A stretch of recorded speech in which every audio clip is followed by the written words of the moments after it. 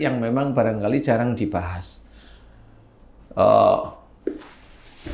Walakannahum minal adabil adna dunnal adabil akbari la'allahum yarji'un. Ini satu ayat dalam surat As-Sajdah nih. Diceritakan, dan aku timpakan kepada mereka siksa kecil di dunia. Nih. Sebelum siksa besar di akhirat, agar mereka kembali ke jalan yang benar. Ayat ini melengkapi kehidupan manusia sebenarnya. Ayat ini, satu ayat ini melengkapi kehidupan manusia. Allah memberikan seseorang itu musibah. Salah satunya berupa musibah yaitu sakit, tidak nyaman di tubuh. Ya.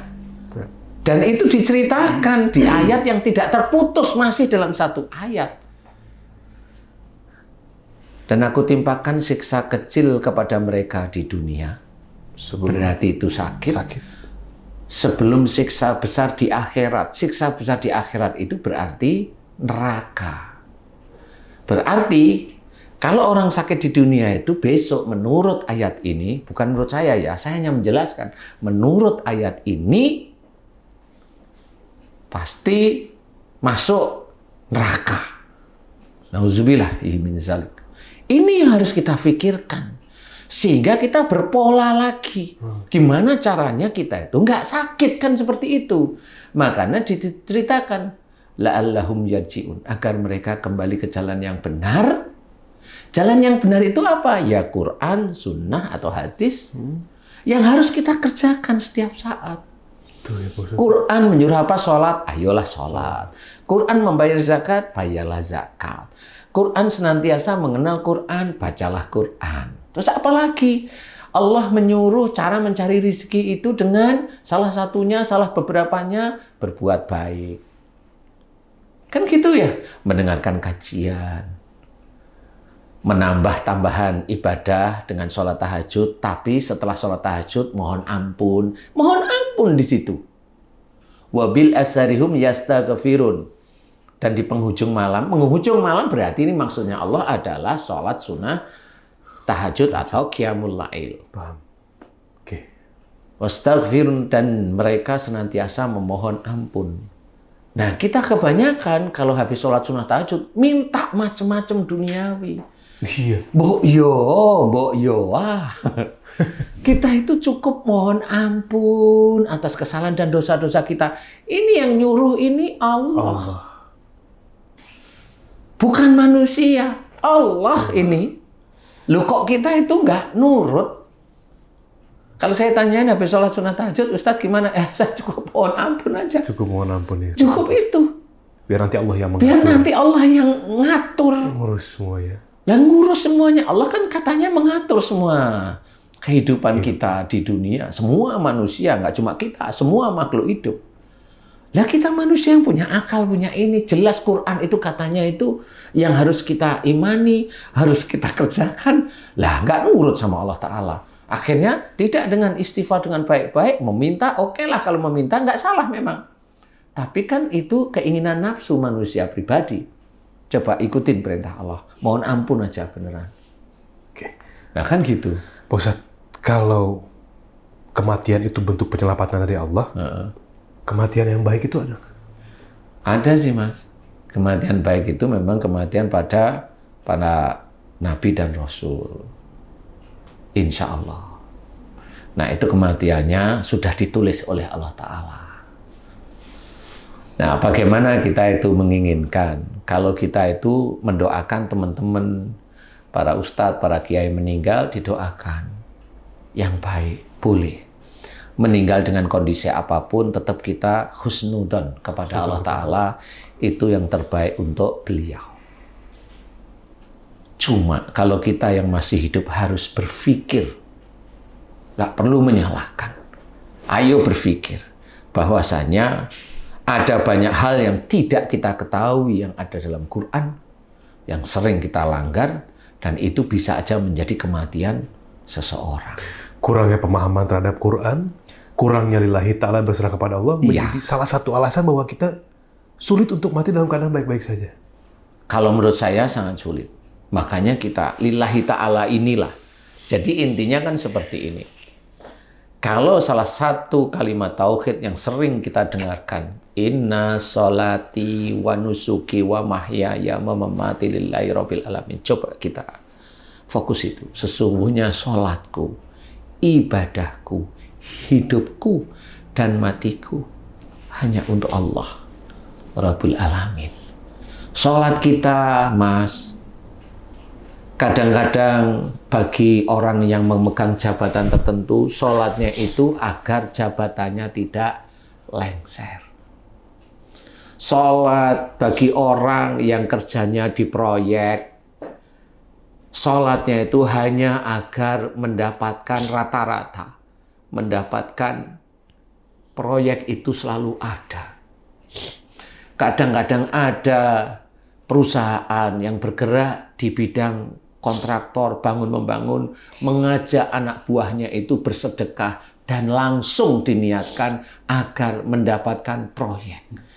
Padahal Allah menyuruh kalau bersedekah dalam Quran itu kan harus lillahi ta'ala. Itu begitu.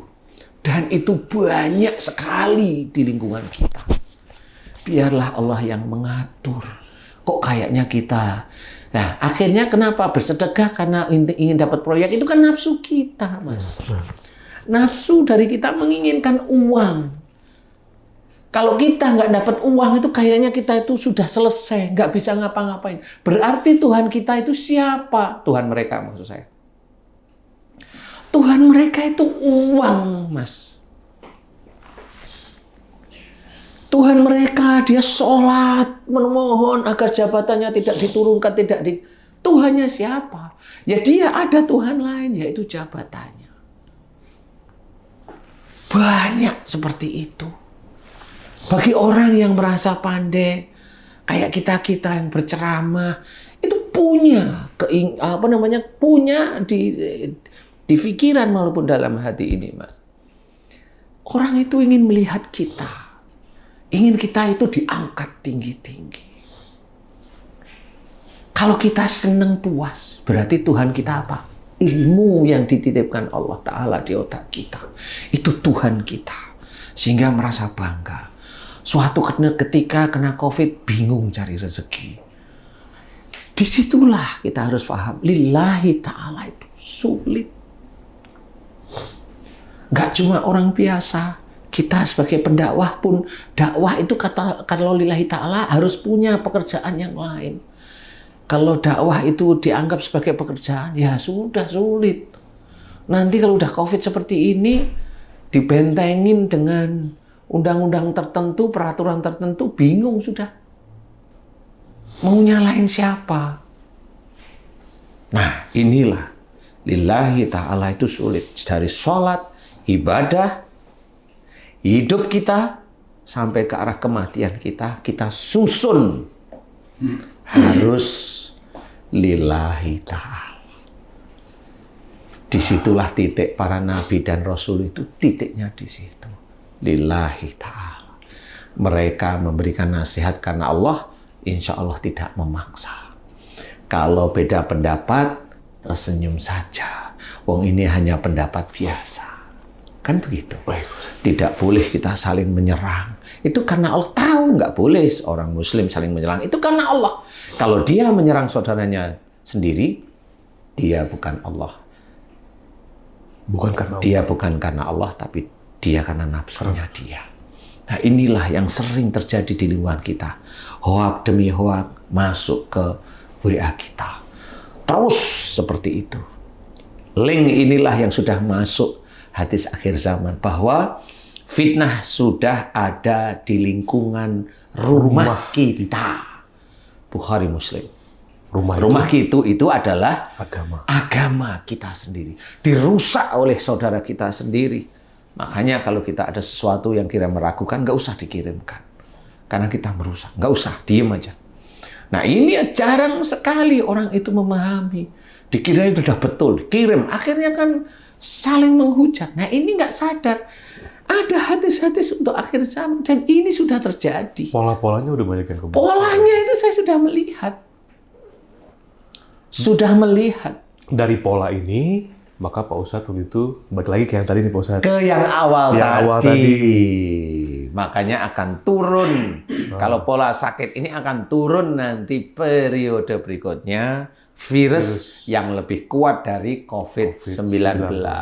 Di mana kalau orang itu tidak percaya, di mana orang dilihat oleh Allah Ta'ala itu barangkali kurang manfaat, di mana orang itu dilihat oleh Allah Ta'ala sisi-sisi yang lain, Tidak atau kembali ke jalan Allah. iya, atau tidak di jalan Allah, atau karena rasa sayang Allah, barangkali ya Allah alam saya kata, meninggal.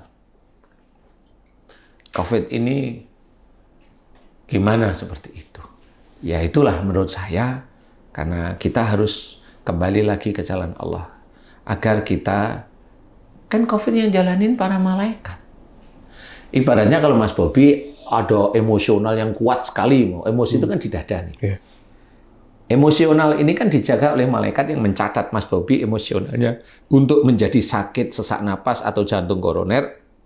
Emosinya Mas Bobi maksimum di 65% sampai 75%. Umpamanya ya, ini catatan malaikat barangkali ya. Yeah. Suatu ketika ada COVID datang nih. Ini juga sama malaikat. Tapi malaikatnya malaikat yang khusus untuk menjadikan orang itu terkena musibah. Kalau ini komplit si malaikat yang COVID ini itu sampai kemudian dilihat yang malaikat mencatat amal buruknya Mas Bobi itu pas di titik itu dapat sesak. Itu cara Allah menurut saya. Karena bagaimanapun juga semua terjadi ini atas izin Allah. Tidak mungkin virus itu jalan-jalan sendiri. Kalau virus itu jalan-jalan sendiri, Mas, itu tempat syutingnya Mas Bobi, itu satu kena, di teman-teman Mas Bobi kena, Mas Bobi kena harusnya. Harusnya. Iya, harus kalau pakai logika. Pakai logika. Lah kan enggak. Yang lain kena, Mas Bobi tes, alhamdulillah enggak. Kenapa kok enggak? Berarti virus itu nggak jalan sendiri? Enggak. Yang jalanin itu yang malaikat itu. Atas izin Allah. Atas izin Allah. Dan jangan kalau orang kena COVID atau musibah atau seperti ini, pagebluk atau bencana seperti ini, terus nanti meninggalnya syahid. Lah gimana mau syahid? Wong dia yang dikerjain sholat aja juga males-malesan. Gimana mau syahid? Syahid itu kan kelasnya tinggi.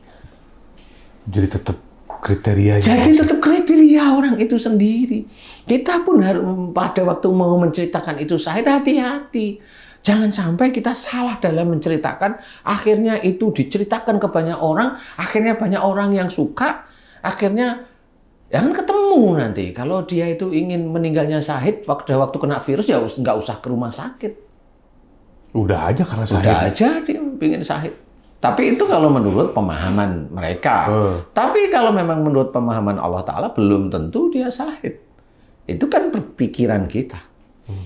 Sama seperti meninggal tenggelam. Yang tenggelam itu kan sholatnya aja ada yang nggak karu-karuan, ada yang begini. Padahal dia iman kepada Allah. Ya iman, tapi sholatnya nggak karu-karuan. Sehari-hari berikan. Lah meninggalnya tenggelam. Masa dibilang syahid? Nah nanti yang meninggal atau yang belum meninggal, sholatnya rajin, ini rajin, protes nanti dia terhadap yang seperti itu kan. Jadi sama ya. Jadi loh, kok jadi seperti itu? Enggak begitu gitu loh. Nah inilah yang harus diketahui. Kenapa saya nggak berani bilang itu meninggalnya syahid? Karena saya sendiri paham, yang meninggal itu orangnya masih bengkaroan, emosional, keminter, sombong, dan ngapain dibilang syahid? Ya nggak mau saya bilang. Ya nggak mau, dia emosional, menyimpan marah terus. Walaupun dia itu marah, kelihatan mukanya, dia nggak ngomong. Marahnya kan disimpan. Dan normal kalau dia terkena virusnya sekarang, sesak, kemudian Allah memanggil, normal aja. Itu cara Allah aja. Jangan menceritakan bahwa itu matinya karena virus. Oh, nggak juga, virus itu ya dari Allah Ta'ala. Jangan menyalahkan Allah kalau begitu. Nggak boleh juga menyalahkan Allah.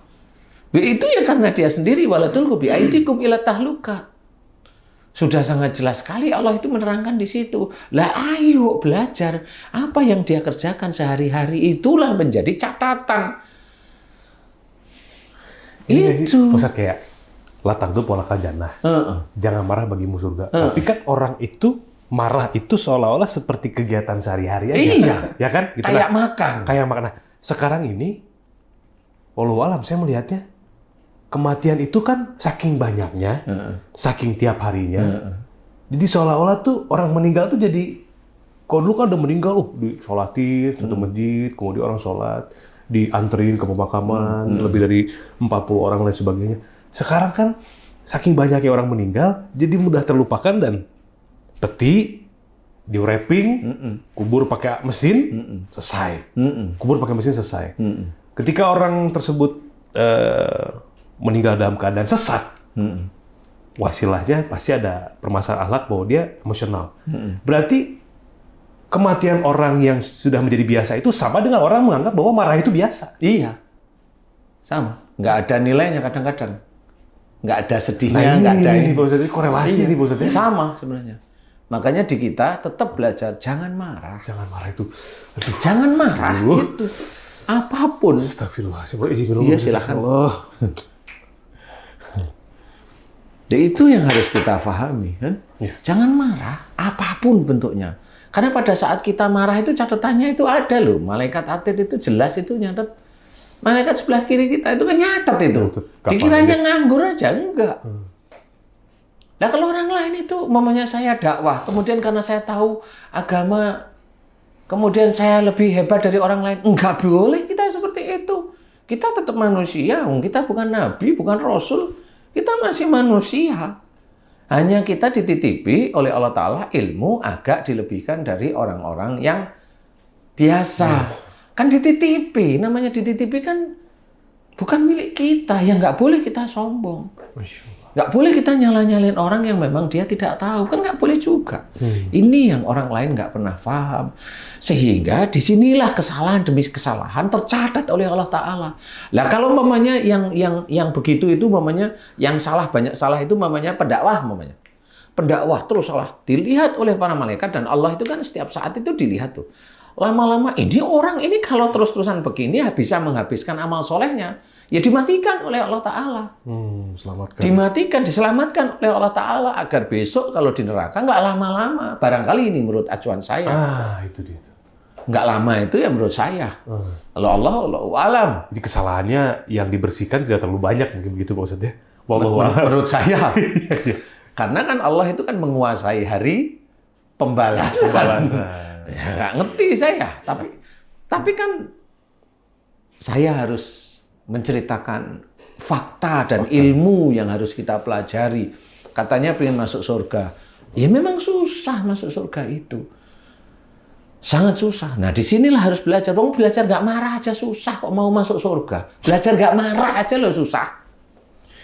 Ya Allah, ya Rabbi. Ya kan? Betul. Belajar untuk Tuhannya bukan uang, bukan jabatan, bukan istrinya. Loh kok istri saya jadi Tuhan? Lah kan takut sama istrinya. Kayaknya ada yang ketawa deh. Siapa yang ketawa? Semuanya ketawa gitu. Ini ada yang mau ditanyain nggak? Saya sambil nawatokna aja. Emang benar yang dikatakan Pak Ustadz, sudah benar.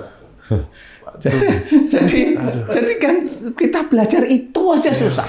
Belajar istri tidak menjadi Tuhan aja susah. Ya, alhamdulillah datang kan gitu nih. Tolong dong setrikain pakaian, setrika. Kalau orang lain melihat, bagus tuh suaminya nyetrikain pakaian ya. Bagus. Orang lain melihat bagus ya. Nggak taunya suami nyetrika itu ngedumel dia. Nah itu tuh. Kan nggak ada keikhlasan deh. Ngedumel karena apa? Ya udah berpuluhan tahun begitu. Jadi kapan sadarnya istri saya? Kan begitu nih. Jadi dia nggak bisa menceritakan, mengkat, memberikan nasihat dengan tegas, belum bisa. Itu kan tugasnya. Kalau mau masuk surga, mau gimana? Kalau mau menolong istri, istri kelihatannya juga biasa-biasa. Banyak yang kerjaan juga kayaknya nggak dikerjain. Lah kan beda. Kalau ingin ikhlas boleh, tapi jangan ngedumel. Nah, bisa nggak itu? Nggak ngedumel waktu setrika aja. Waktu setrika memang nggak ngedumel. Habis setrika, disuruh betulin pintu. Nah, kan ngedumelnya di pintu akhirnya. Belum selesai, udah beginilah. Akhirnya kan nggak ada. Pintunya disetrika juga. Nah, seperti ini. Kita itu nggak sadar kalau kehidupan kita itu dengan ujian seperti itu belum mampu. Lah gimana mau masuk surga kalau memang sehari-hari belum mampu? Kan akhirnya tahu kita, Masya Allah saya belum mampu ya. Mendidik istri menjadi istri solehah itu belum mampu loh. Belum pintar merasa ya Pak Ustadz ya. Menempatkan diri sesuai dengan apa yang Allah inginkan itu nggak mudah. Iya. Bukan merasa pintar, tapi pintar merasa ya. Pintar Gitu, merasa. Iya. Merasa bahwa kayaknya belum cukup nih di sini nih. Kadang-kadang orang kan, udah nggak usah diterusin deh. Kan begitu. Kena juga saya kalau saya terusin Ya soalnya. nggak apa-apa lah. Saya juga kena saya. Jadi intinya adalah memang masuk surga itu susah. COVID ini jangan menjadi saling hujam, saling melaknat, saling memfitnah. Jangan. Ini dari Allah Ta'ala semuanya. Saling mengingatkan aja. Saling mengingatkanlah seperti ini. Kebaikan dalam kesabaran, iya, dalam kebenaran. dalam itu nggak usah. Kita sendiri juga bingung kok. Yang benar mana? Yang penting saya berikan karena dalilnya jelas. Ayat-ayat Quran kan jelas. Sangat jelas sekali. Lah orang yang sakit ya itu ada dalam Quran sudah disebutkan. Malah sakit di dunia sebelum nanti di akhirat. Lah kan berarti orang sakit itu kan nanti bisa dimasukkan neraka. Loh, berpikir ayo selama kita masih hidup, ayo kita berpikir gimana caranya kita tidak sakit. Ya harus belajar. Dulu kita itu sholat dulu juga dari nggak bisa. Baca Quran ya nggak bisa, ngapalin ya nggak hafal-hafal. Kan begitu ya. Akhirnya diizinkan oleh Allah Ta'ala mulai hafal, mulai bisa. Belajar istiqomah. Istiqomah dari dulu sampai sekarang kok masih naik turun. Lah ya itulah istiqomah susah. Nah, itu pun kita harus tetap belajar. Kan nggak ada yang pandai di dunia. Nggak ada. Nah, itulah COVID ini harus benar-benar disikapi baik. Teman-teman peneliti udah mencoba mencari vaksin untuk COVID. Jangan dihujat. Jangan dihujat. Beliau juga susah. Apalagi yang di negara-negara. Itu tetap ada pressure dari negaranya. Iya. Tetap. Walaupun mereka bukan muslim, iya, jangan yang muslim itu yang aneh-aneh. Jangan merasa kita itu hebat sendiri. Enggak, orang kita sendiri itu mencoba mencari vaksin COVID setengah mati. Saya disuruh, Ustadz bisa cari untuk vaksin COVID. Lah ilmu saya nggak di situ. Kalau ilmu saya dakwah, saya kasih barangkali. Jangan emosi dulu deh, jangan merasa pandai, jangan sombong dalam semua hal. Itu dulu deh. Karena saya tidak tahu Allah itu mau memberikan COVID menyasar kepada siapa. Kok yondilalah orang-orang yang mau kembali ke jalan Allah yang dulu emosional, kemudian bertobat, mohon ampun. Alhamdulillah dari yang kena COVID diberi kesembuhan cepat. Kena COVID diberi kesembuhan cepat. Ada yang alhamdulillah nggak dikasih COVID sama Allah Ta'ala. Itu kan alhamdulillah ya. Dari titik-titik itu kan kita bisa belajar sebenarnya. Kan nggak perlu marah. Kalau memang dia, saya itu sudah nggak keluar rumah, nggak ini, makan pakai ini. Saya di keluarga kena COVID semua. Lah kan siapa yang mau salahin? Orang yang begitu itu nggak akan mau nyalain dirinya sendiri, Mas. Yeah. Nggak mau. Dia tetap mau cari kambing hitam. Ya hampir setiap orang itu, manusia maupun yang biasa maupun yang muslim, rata-rata senengnya seperti itu. Rata-rata itu 50%. Nah, yang nggak seneng mencari kambing hitam itu kurang dari 1%. Nggak mau dia cari. Ya, ini dari Allah Ta'ala. Gimana caranya ada. Ya, ini dari Allah Ta'ala. Saya pasrah saja. Itu kan nggak ada aktivitas, nggak ada kegiatan, nggak ada amaliyah pada saat ada COVID. Kalau kita berusaha untuk tidak emosi, tidak marah, tidak curiga, tidak kaku hati, tidak egois, tidak merasa pandai, tidak sombong, ini belajar, Mas. Itu kan ini juga ada aktivitas amal soleh dari kegiatan ini. Belajar itu memang orang tuh nggak ada ya. Oh, saya sudah meningkatkan keimanan saya. Nah, itu bukan belajar, itu bercerita. Ya kan, bukan banyak loh yang belajar. begitu, Pak Ustadz. Iya. Kalau dibilang belajar tuh ada yang nggak terima karena saya udah guru. Nah, iya. Saya levelnya di sini. Padahal kan semua manusia tuh berarti belajar. dia merasa dirinya Tuhan. Iya itu ya. Tuhan nggak perlu belajar, Allah nggak perlu belajar. Tapi kalau manusia yang seperti itu nggak mau belajar. Belajar itu dia mana aja bisa kok. Petunjuk Allah itu nggak harus lewat orang-orang pintar agama, nggak, di lingkungan pun bisa. Nah, Kalau belajar ilmu agama harus kita Tapi nggak harus lewat itu pada saat Allah memberikan petunjuk. Kan beda nih. Iya. Belajar agama ya lewat orang-orang yang tahu ilmu agama. Tapi kalau Allah memberikan petunjuk, tidak harus lewat seperti itu. Petunjuk ya. Petunjuk, baik. Nah, ini sebenarnya ada pertanyaan lagi, tapi kayaknya nanti untuk next judul, next konten. Kenapa beberapa negara mudah untuk bisa lepas dari COVID itu maksudnya? Bahkan ada negara Singapura yang sudah menganggap COVID itu sebagai flu biasa. Ada yang bilang karena itu populasinya sedikit. Sementara Indonesia ada 300 juta lebih dengan belasan ribu pulau dan lain sebagainya. Sulit untuk mengatur orang-orangnya agar bisa satu visi dengan pemerintah. Apa karena itu? Atau ada hal lain? Dan sekarang Pak Ustadz, Allahu a'lam ini ya, betul atau tidak, Indonesia sudah memimpin jumlah kematian tertinggi menyalip India dan Brasil. Tapi nanti jangan di sini Pak Ustadz. Next konten ya Pak Ustadz ya. Iya. Kita bahas nanti masalah, ada masalah nanti, kita bahas masalah chip, seru kayak gitu. Yang lagi rame, chip dalam vaksin ya, boleh? Vaksin itu cair, bisa ada chip dalam bentuk cair. Di next video, next kontennya kita akan bahas masalah itu. Yang untuk video ini, insya Allah cukup dulu Pak Ustadz. Iya boleh. Cukup dulu, alhamdulillah banyak belajar kita dari apa yang disampaikan Pak Ustadz Danu, bahwa COVID ini pesan dari Allah, bahwa kita harus kembali kepada Allah. Kalau pesannya nggak dibaca, akan terus ada pesan-pesan yang lain, sampai kita betul-betul sadar, betul-betul ngeh bahwa kita memang harus lebih dekat kepada Allah Subhanahu wa Ta'ala.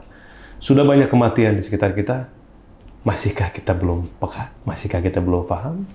Dicerna baik-baik video ini, didengarkan betul-betul dengan hati, karena Allah. Mudah-mudahan Allah berikan pemahaman untuk kita, sehingga kita bisa menjadi lebih dekat lagi pada Allah Subhanahu wa Ta'ala. Insyaallah, amin. Wabah ini segera berlalu, Pak Ustadz.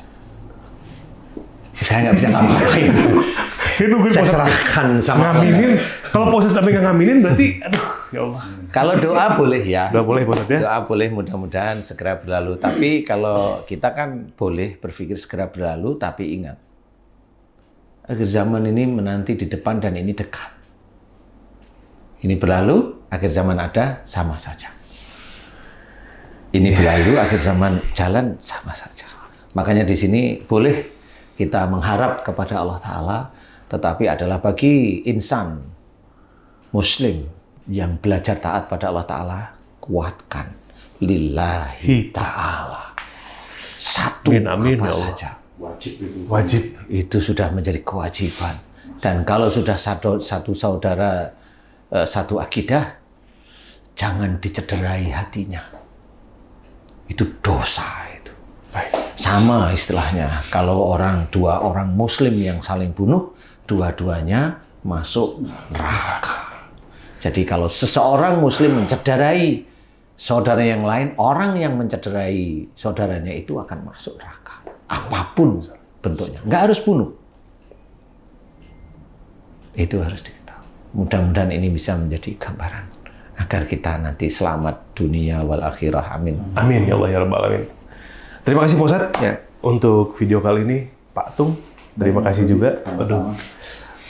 Pemirsa, YouTuber, netizen, selebgram, semuanya, apapun profesinya yang sedang menyaksikan video ini, jangan lupa di like, di komen, di share.